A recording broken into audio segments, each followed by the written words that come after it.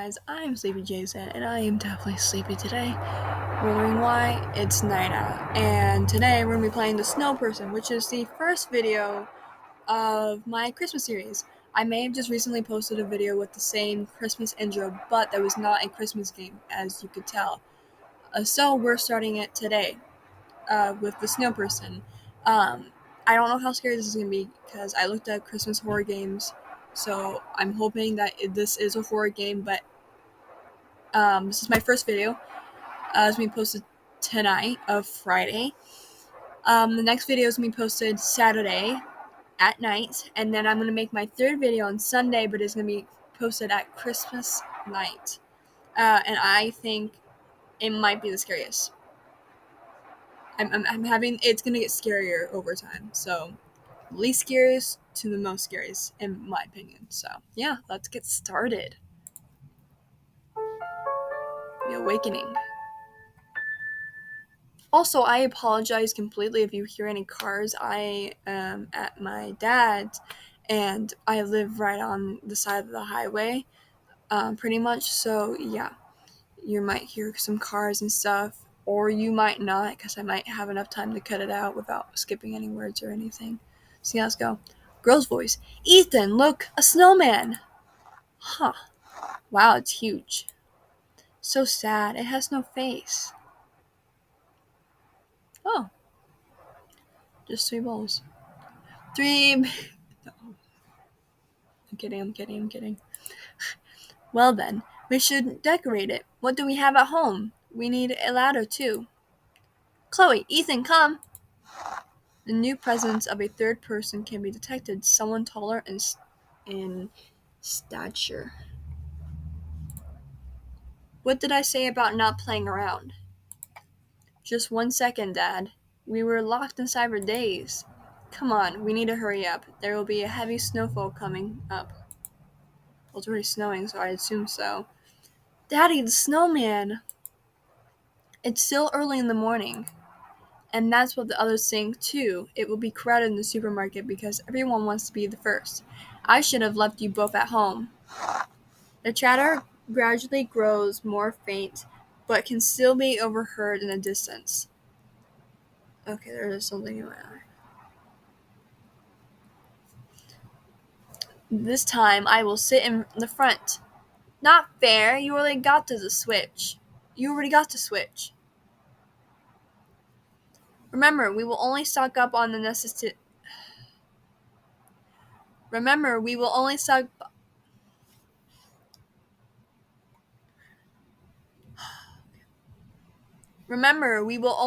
up on the necessities. No begging for snacks. Toilet paper, too.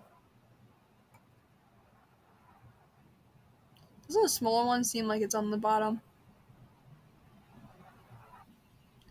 The conversation quiets down, and all that remains is a howling wind. You spring to life. It is the change of auditory stimuli that stirs your desire to experience the world.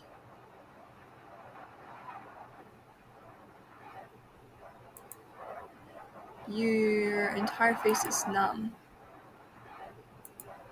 The sound of muted gusts with slight crackling flows inside your head.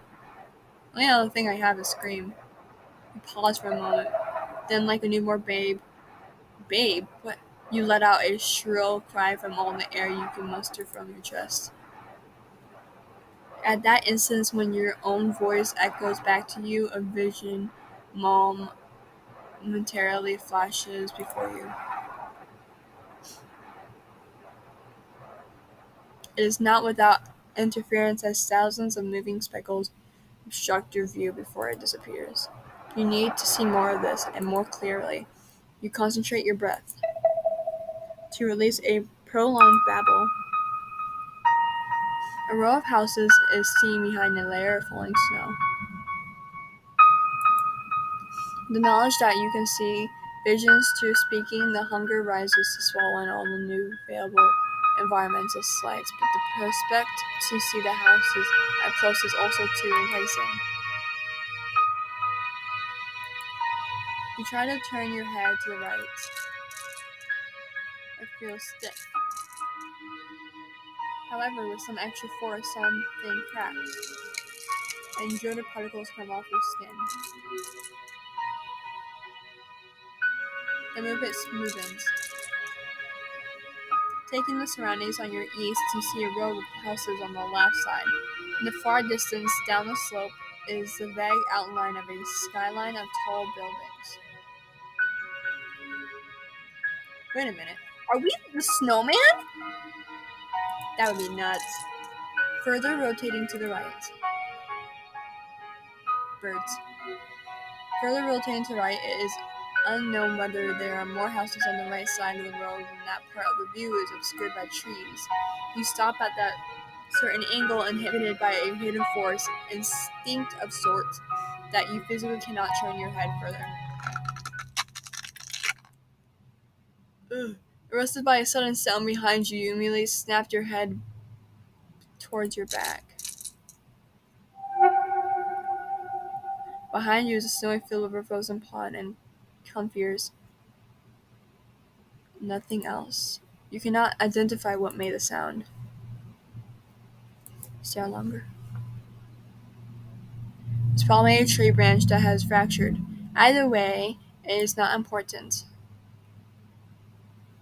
Stare longer. Probably a tree.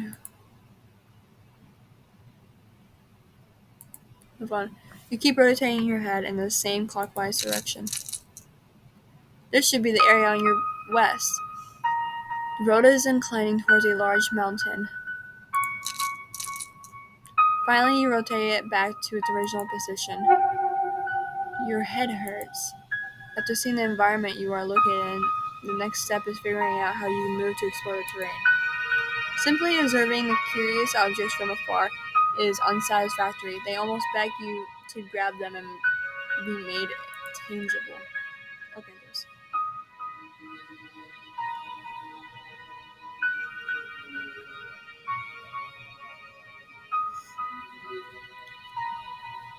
For the entire duration, you have been aware that you cannot quite move your body as if you are held in place. Frozen solid. We are the snowman! You recognize the trick of turning your head is to simply put more force into it.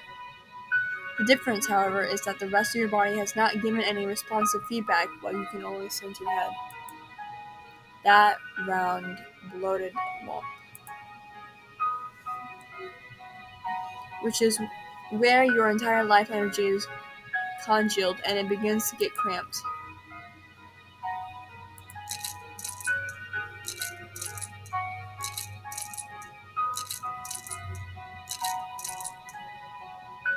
You jerkingly shake your head in a circle, or at least to the best of your efforts, as a wild attempt to get rid of the pressure. Not only is it unsuccessful, you manage to make your headache worse. You look downwards to perceive your true form. Your head refuses to shift lower.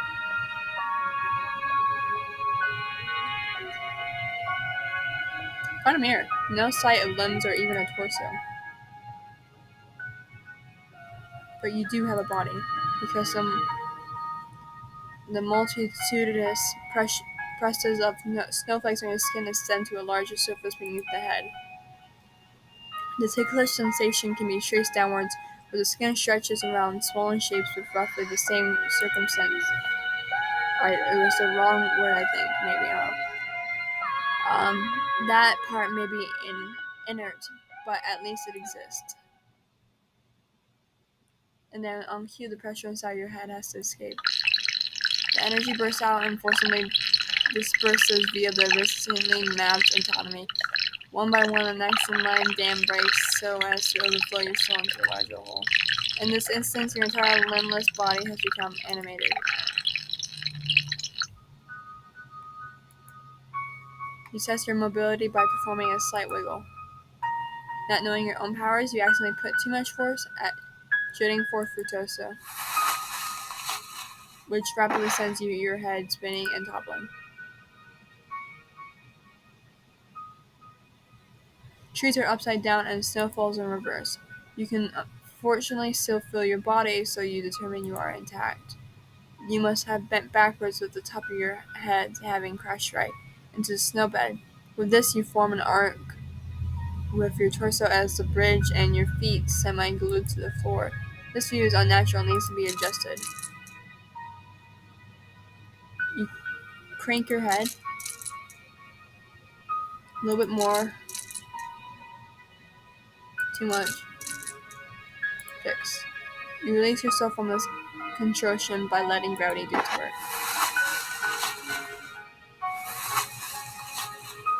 The swift drop of your torso causes a surface friction that chemically generates violent torque, I don't know his words, on the two connected body spheres. This rumbles your poor head, but simultaneously your feet get unstuck from the hardened ice.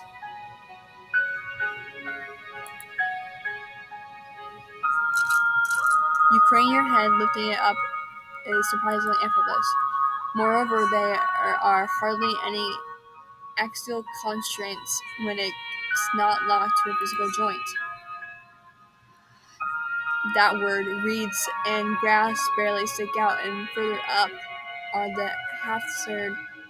What are these words? Columns of bulbs, the underbellies of the trees. Completely unaffected by disorientation, you know how to navigate the path you want to take.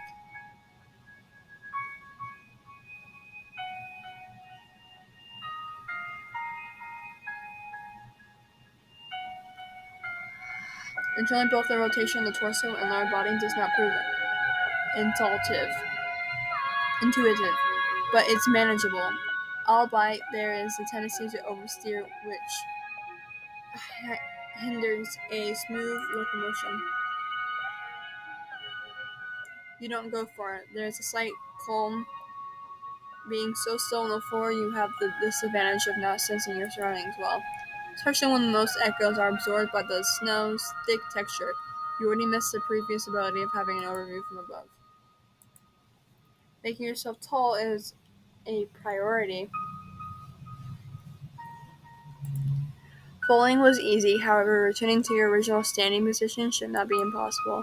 After all, you can tell that you are actually physically strong and flexible from your easy head maneuvers. First, you fix your head at the top, since this is the easiest to pull off.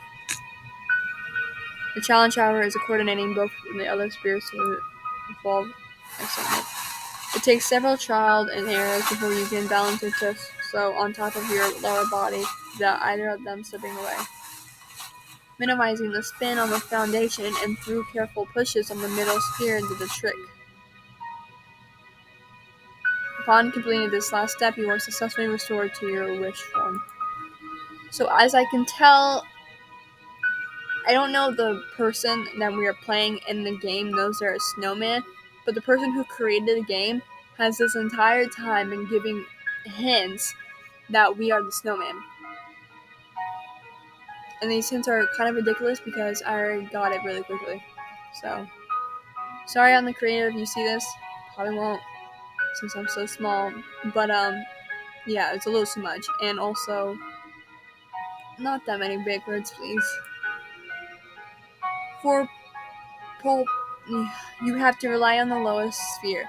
Have it roll towards the desired direction, and simultaneously balance your middle sphere and your head on top. After overcoming the initial obstacles, you eventually master the nuisance of wobbling.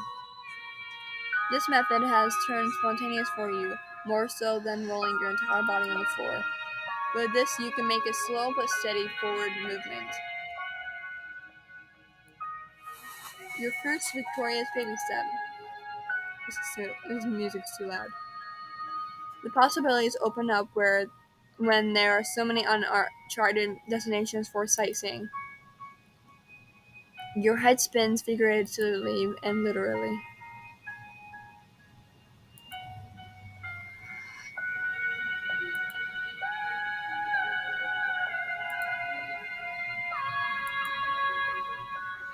So the decision is made for you when you hear bustling around the corner. It is very likely the same direction as the trio went before their trail was lost.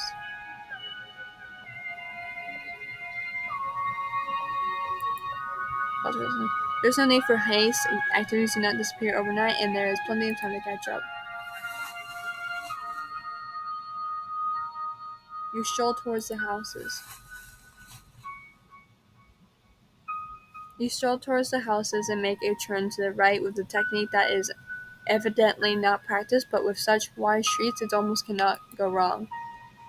Going at comfortable velocity rollingly, you memorize the hallmarks in this town, where seemingly identical houses are distinguished through different Christmas decorations. Heavily docked Christmas tree with bountiful garlands and round ornaments. Merely a wreath on the floor door. Shaw replica of reindeers, and no, this is not a person, just a life-size Santa Claus statue. At the opposite end of the street are houses, after all, which you cannot see behind the bush of trees from where you woke up. And then before you know it, you are suddenly accelerating at full speed. Out of necessity, you abruptly stop the rotation. There's no time to brace from the impact. Fortunately, it was only an intense whiplash. Everything went by so quickly you don't even know how you rescued yourself. The street has quite a sharp decline. We do not talk about this embarrassment anymore. The snowfall makes it hard for you to visualize the far distance, but you can make out two human-shaped silhouettes further down the street. Really? I can't. You let them approach you.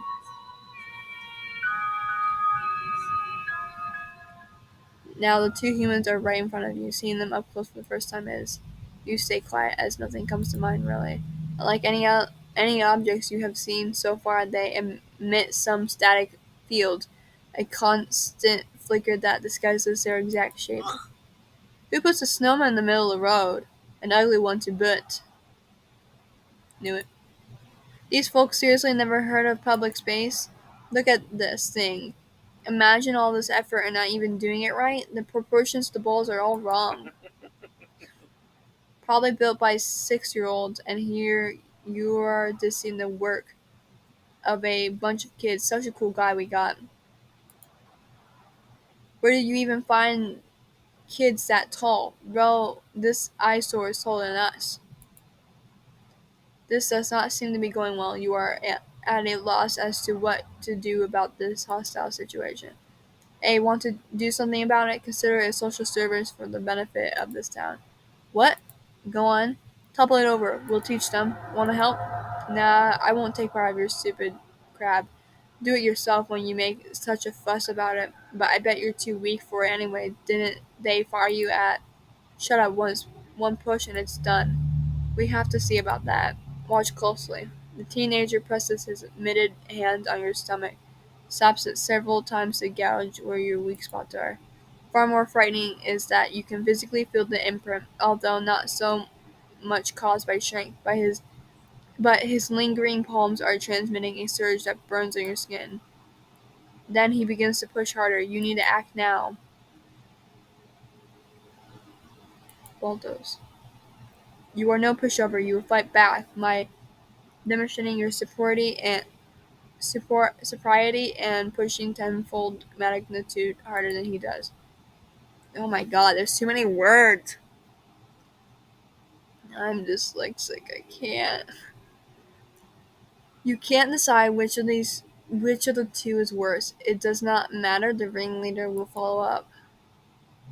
The stockpiled vigor and frustration brews inside you like an avalanche to be unleashed at the bully in front of you. But your entire body is unresponsive. Why? You are full energy and you are strong, and yet all your power.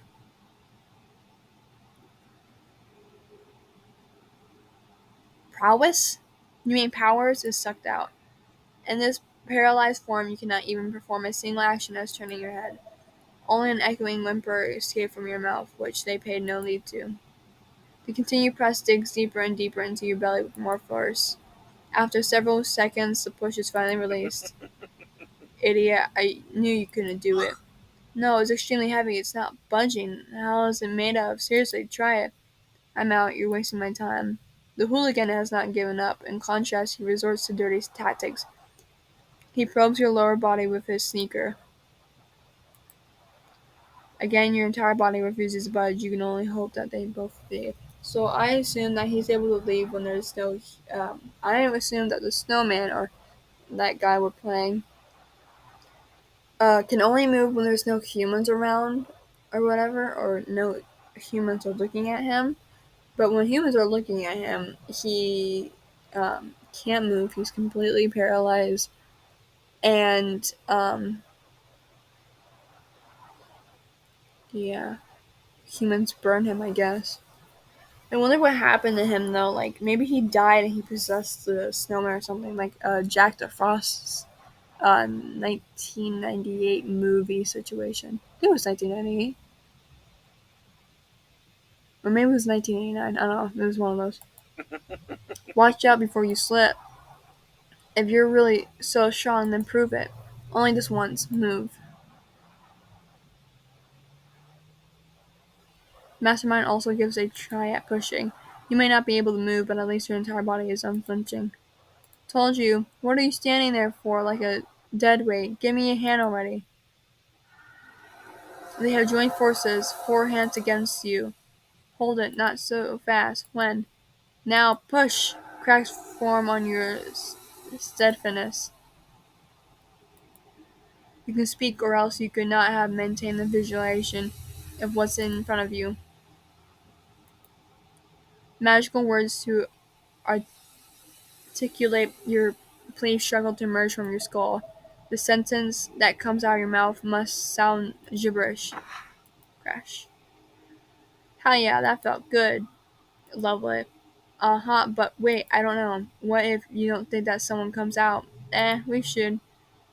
Are you, that or something? Do it. Well, how to put it?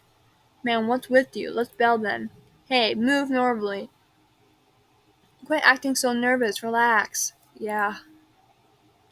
For some reason, the one with the beanie does not want to leave the scene. You are again at the mercy of the teenager's cruel whims. For Christ's sake, don't tell me you forgot something. No, have to check. It's nothing. It is as if both of you have an unbroken stare down. Ironically, so close and yet the facial details remain an undecipherable, fluctuating noise. He remains quiet. Opposite would have been better, easier to predict. The warm breath sears your skin, much worse than the radiation from the hands. I wouldn't do that in the first place. You don't want to, but you have to let go of your sight. You contract your blowhole to avoid inhaling the incoming air. Besides the detrimental heat is the fact that living organisms always expose a little bit of their souls unbeknownst to themselves. For humans, this is normally stored within the flesh container, and from the mouth it leaks out, the air they breathe out, laced with a little bit of spiritual residue. While not futile, closing your blowhole is not helping by much, when it still seeps through the minuscule orifices of your porous skin and worms a way inside. With a volatile body, the waiver of your soul is cancelled out by only a microscopic concentration from another organism, which is what has shut off the signals to your motor system. You finally left? You can scan your surroundings, and it's indeed the case. The threat should be over, but you listen to their activities as a precaution. Liz is not coming. Yeah, we know about that one. Jake too. Why? Was his excuse. Dude got to train for a competition coming up. Never told you? Sure, Hotshot is the big league, huh? Teenagers are back to their carefree life and just a blip far away from you. You'll never fathom their actions. You are lying flat on the floor, facing the sky. First thing you want to test is whether you can move again. What you do notice is that your body feels off, less sensitive on the exterior patch from snow particles used to bring you delight, but now you can't feel them any longer. And there's an unpleasant cramp that stretches from your head to toe. Were you injured during the fall? The news of this is that you grew longer somehow, pulled apart over a bigger plane, like an amorphous, I don't know, blob. that just bursted out from its own skin. Okay, just a little bit more. If nothing happens, I'm gonna stop this video. It's probably the shortest video I've ever done, but this game is not interesting at all, and I would probably say it's probably the worst. If you're a reader, definitely play this game. It's called The Snowman. I'm not a reader when it comes to big words like this. This is like a college game and not my thing. So yeah, only a little bit more and I'm done with the video. Did you pass out in this brief time and more happened outside your awareness? You almost do not dare to confirm your worst suspicions, but you need to check.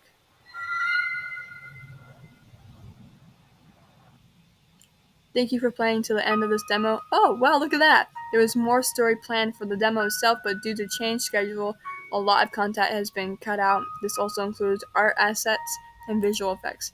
The About section has extra links to the website of the devs who have worked on the visual novel. Updates for this VN are posted on the account of Gaming Variety Potato.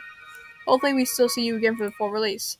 You will not be seeing me there, but it was an alright game, I guess. I didn't like about how there was so much description.